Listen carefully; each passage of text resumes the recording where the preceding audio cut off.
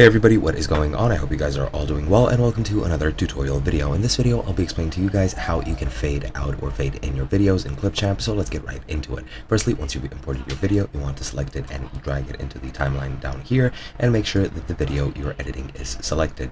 And once it is selected, you can start editing that actual video. If you turn your eyes over to the right side of the screen over here, you will see this fade icon over here. This is the fade tool, which you will be using to set the fade in or fade out of your video. And if I click it, as you can see, it is as easy as moving these sliders over here.